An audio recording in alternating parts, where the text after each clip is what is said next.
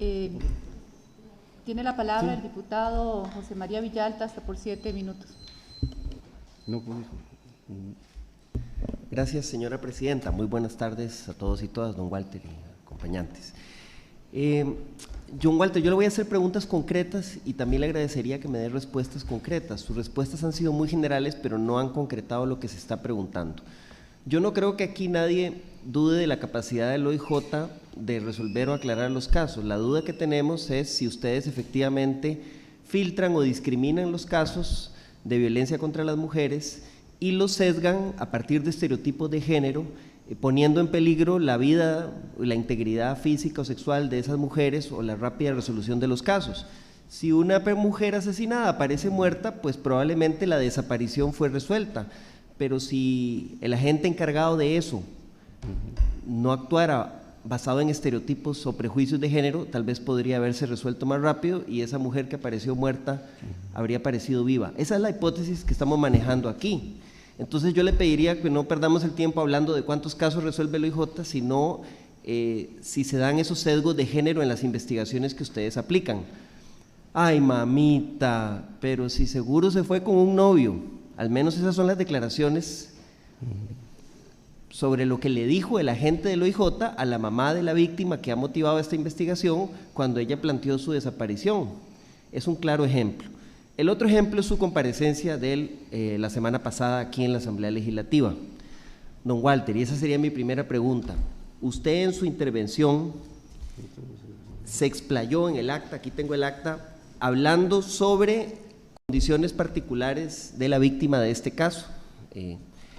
Nos habló de sus parejas sexuales, sus noviazgos, sobre situaciones de posible relación de consumo de drogas o no, de dónde vivía, de dónde trabajaba, si era un trabajo, digamos, que se considera un trabajo socialmente reconocido o no. ¿Por qué hizo eso, don Walter? ¿Qué era lo relevante de eso? Para que usted nos hablara de todas esas condiciones particulares, que no voy a repetir porque estaría violando la intimidad de la víctima y sus derechos fundamentales si yo aquí volviera a repetir lo que consta en el acta, pero por eso no lo repito. Entonces, quiero saber por qué usted nos habló de eso. Sí, don Walter. Muchas gracias. La primera pregunta tiene que ver con si nosotros filtramos los casos para efectos de tener una estadística, digamos, más determinada y más detallada respecto de lo que acontece con los casos. En primera instancia, recordemos que solo han desaparecido, y solo es una expresión desagradable, pero en los últimos 7 años no hemos localizado a 7 mujeres. Eso clarísimamente indica que no necesariamente todas han sido sometidas a temas de violencia y que la ubicación no necesariamente se va a relacionar con un hecho delictivo.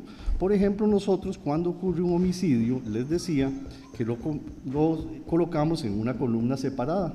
Por ejemplo, en el caso de los femicidios, que tienen que ver eventualmente con desapariciones o con ataques que se generan dentro del ámbito doméstico de la persona o dentro de circunstancias de orden familiar, nosotros también tenemos una tasa de resolución muy importante. Recordemos que no es el OIJ el que mata a las mujeres. Recordemos que no son los agentes del OIJ los que agreden a las personas. Don Walter, perdone, pero usted no me está contestando la pregunta. Es que no, déjeme. Me está hablando, ya quedó establecido que la duda no es la tasa de resolución de los casos, sino los sesgos de género que ustedes aplican y los prejuicios entonces, con los que discriminan a las víctimas. Permítame ir a ese segundo segmento, que era el otro que iba a abordar. Por favor, don Walter, contésteme esta pregunta. ¿Por qué usted nos habló? No, la pregunta concreta que yo quiero que usted me conteste es ¿por qué usted en la sesión de la semana pasada, en la Comisión de Seguridad y Narcotráfico, nos habló de condiciones particulares de la víctima como las que usted mencionó? Tengo otras preguntas que no las contesto entonces. Esta es la que yo quiero que usted me conteste. Miren, respecto del caso de Luani, yo ya no me voy a referir más.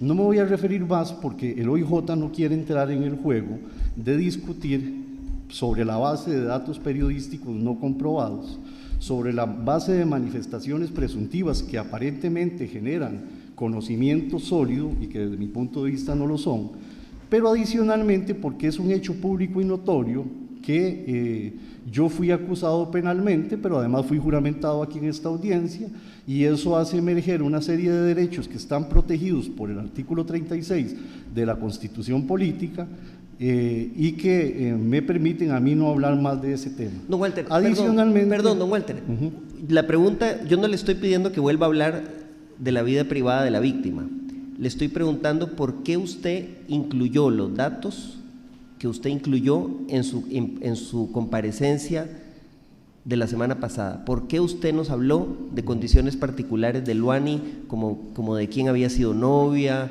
dónde trabajaba, cuando lo que se estaba investigando es si el OIJ actuó diligentemente o no en su desaparición? Miren, hay una cosa que tenemos que ser claros. Ustedes fueron quienes me invitaron a una comparecencia, ustedes fueron quienes me pidieron dar información detallada respecto del caso, ustedes fueron los que me permitieron venir a conversar con ustedes, y el OIJ solo dijo la verdad. El OIJ solo indicó datos que tuvieran evidencia verificable, que tuviesen respaldo documental, ¿Por qué y lo que hizo? puedan ser cimentados y establecidos. Don Walter, pero la pregunta es ¿por qué lo hizo?